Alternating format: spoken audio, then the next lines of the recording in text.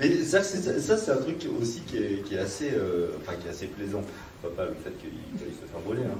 Mais on sent que les gens qui débarquent sur Engrenage, que ce soit technicien, rôle, enfin bon, d'une manière générale, il y a une vraie motivation de faire partie de ce truc-là. Donc les gens se donnent à fond. Il y en a qui se mettent vraiment la pression et du coup, des fois, ils disent non, mais attends, vas-y, détends-toi, tout va bien, quoi. Mais qui veulent vraiment faire un truc et apporter le meilleur d'eux-mêmes. Donc et là, effectivement, lui, il voulait se faire. Il est chaud. D'ailleurs, il a plusieurs séquences. Il ne parle pas beaucoup. Il a quelques phrases. Mais on a pris un vrai cascadeur qui a eu plusieurs jours de tournage avant de faire sa cascade pour justement pas doubler un petit rôle. Parce que c'est ça qui est dur après. Ça oblige, si on prend par exemple Pathé Brune, et tu dois doubler Caro, qui est quand même blond de cheveux courts en ce moment, c'est ça, hein?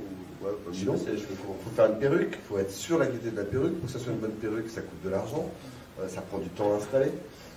Il y a la taille, il y a beaucoup de choses à créer. Alors ça marche hein, parfois, mais si c'est vraiment un cascadeur, tu filmes comme tu veux. Parce que voilà, t'es moins obligé dans ton choix de caméra. Parce que nous, quand on double une comédienne, moi je dois doubler Caroline. C'est pas moi qui double Caroline, c'est Lilian. Mais si je double une actrice, bah, mon travail c'est de regarder comment elle marche, de regarder comment elle bouge. Déjà, ça c'est un premier travail. Et ensuite, c'est dans la bagarre, toujours cacher mon visage quand il se passe. Je vais me retrouver dos à la caméra. Même si je passe de face, c'est très très furtif. Je mets ma main devant. Enfin, c'est faire la bagarre et pas être reconnaissable. Ouais, c'est une vraie contrainte. C'est une vraie contrainte, mais c'est assez plaisant. Une grosse force aussi d'Engrenage, on n'a pas parlé, c'est les effets spéciaux. Avec, il y a une équipe vraiment qui sont absolument géniaux, les Spadassini.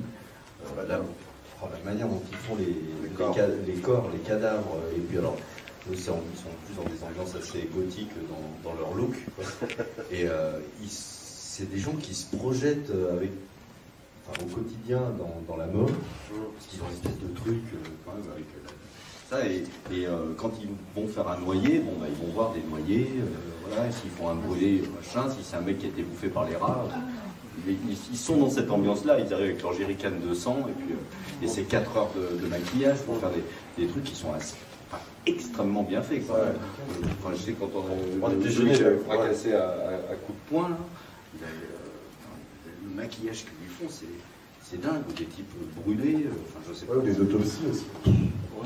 C'est vraiment impressionnant. C'est souvent la remarque en tournage, heureusement qu'il n'y a pas d'odeur parce qu'on y est déjà quoi. Ah ouais, ça, puis même les trucs au niveau des yeux, je me souviens, on avait tourné la saison 3, c'était un cadavre qui était enfermé dans une bâche en plastique qui était découpée comme ça, puis donc cette femme qui était donc une réplique d'une vraie comédienne qui jouait avant, qui n'était pas vraiment morte, hein, jusque-là dans le réalisme. Mais le regard, c'est quand en fait on ouvrait le truc, le cadavre avait les yeux ouverts, et le regard était tellement vivant, c'était impressionnant. Et lui, à entre deux prises, revenait et disait non, attendez, il faut que je rajoute un truc. Puis hop, il arrivait avec une espèce de morceau de bois pour aller trifouiller son œil comme ça. Il disait non, mais arrête, hein, mais sinon c'est très très très impressionnant.